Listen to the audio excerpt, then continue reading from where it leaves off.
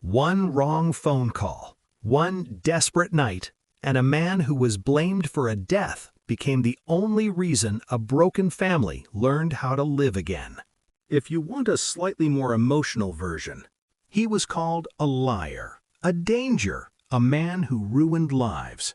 But the night a terrified child dialed the wrong number, everything the world believed about him was about to be proven wrong. What if the worst mistake of your life wasn't a mistake at all? What if one wrong number could connect two broken worlds, expose the truth buried for years, and give someone a second chance they never thought they deserved? This is the story of a man the world judged, a woman who refused to break, and the night everything changed. Because sometimes the call you never meant to make is the one that saves your life. It was past midnight when Marcus Reed's phone rang. "Dad, can you come? She's not breathing." Marcus frowned, half asleep. "Wrong number, kid. Call 911.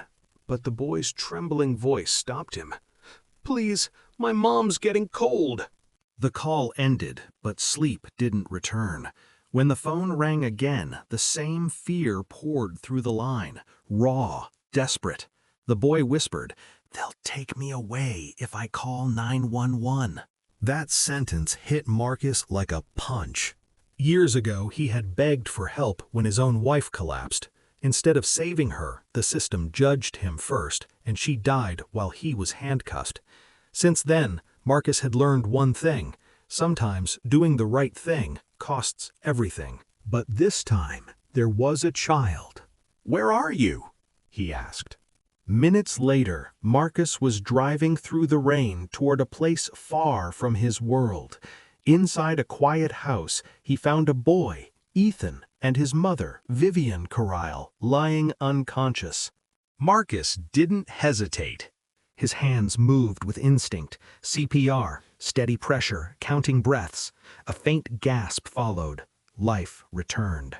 He carried her through the storm, racing to the hospital while Ethan whispered prayers in the back seat.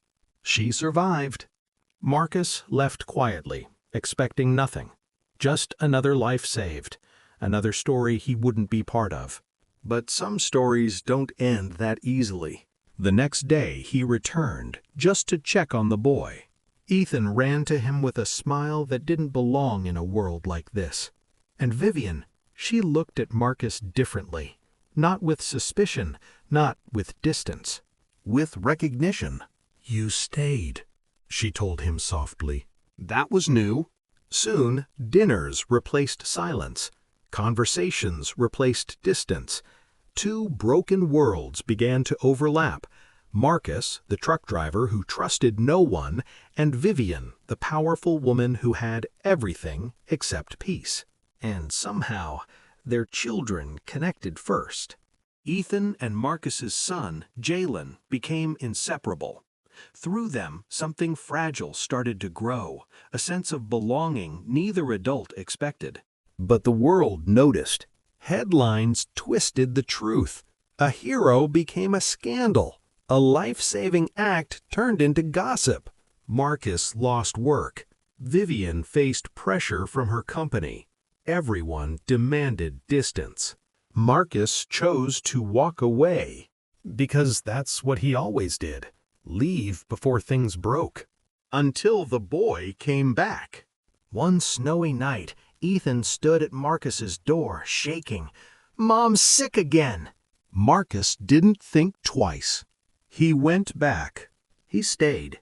This time, he didn't care about headlines or consequences. He sat beside Vivian through the night, making sure she kept breathing. And when she whispered, "You shouldn't be here," Marcus answered quietly, "This time, I'm staying." Something changed in that moment. Not loud, not dramatic, just real. The storm outside passed, but a bigger one followed. Vivian's company turned against her. Marcus was blamed. The pressure grew unbearable. At a board meeting, Marcus finally spoke.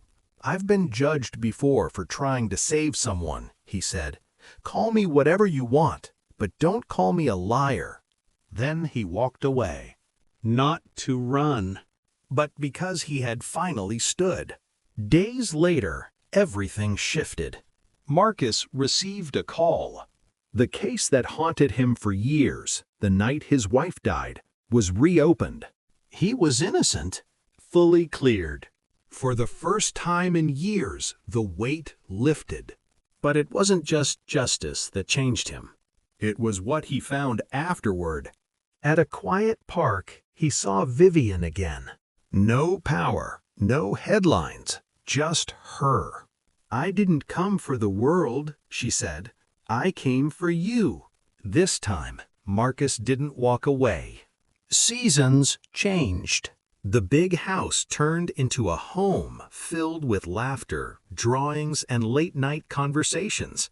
The boys played like brothers, and Marcus, who once lived in silence, finally felt something he thought was gone. Peace.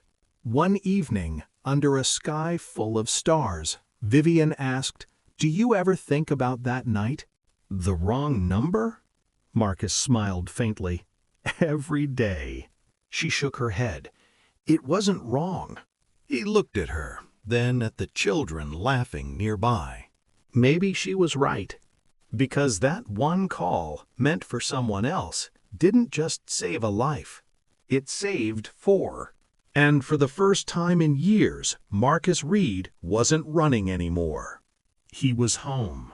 In the end, it was never about proving the world wrong.